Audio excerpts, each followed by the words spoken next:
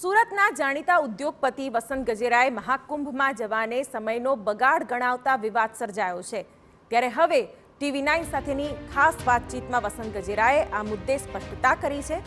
વસંત ગજેરાએ કહ્યું કે માણસનું જીવન કઈ રીતે સાર્થક થઈ શકે એ મુદ્દે હું મારા સ્ટાફ સાથે ચર્ચા કરતો હતો। આ દરમિયાન કોઈએ અધૂરી ક્લિપ વાયરલ કરી। તેમણે કહ્યું કે હું પણ હિન્દુ છું અને ધાર્મિક છું। મેં ફક્ત કુંભમાં જે અબજો કલાકો બગડે છે તેની વાત કરી હતી, પરંતુ મારો કહેવાનો ઈરાદો કોઈ ખરાબ ન હતો। વાયરલ ક્લિપ મામલે હું સાયબર ક્રાઇમમાં ફરિયાદ કરીશ તેમ પણ વસંત ગજેરાએ નિવેદન આપ્યું।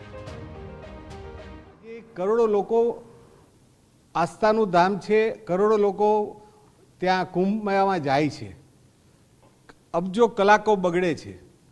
એમાંથી જો કોઈ સમજે તો આજે જે કંઈ આવા કાર્ય કરે એમાંથી ઘણું બેટર કામ કરી શકીએ, ઘણા આવા નવા મોટા વાત્સલ્ય બધા ઊભા કરી શકે, ગરીબી નાબૂદ થઈ શકે અને છેવાડાનો પછડાયેલો માણસ મજબૂત બની શકે। આવી બધી ટોક થતી હતી અને મેં જો આવું કોઈ મારા ઇન્ટેન્શન નહોતું કે એનાથી મેં એનો વિરોધ કર્યો, કારણ કે હું ખુદ હિન્દુ છું, હું ખુદ ધાર્મિક છું, હું ખુદ આજે કાંદા લસણ નથી ખાતો।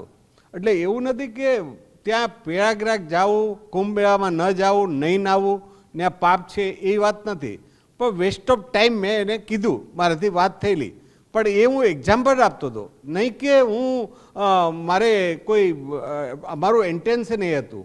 હું જે સ્ટાફને મેનેજમેન્ટ કરતા સ્ટાફને હું સમજાવતો હતો કે ક્યાં ક્યાં માણસને સમય આપવો જોઈએ, આ વાત છે ને એમાંથી કોઈ કટકી કરી અને વાયરસ કર્યો છે।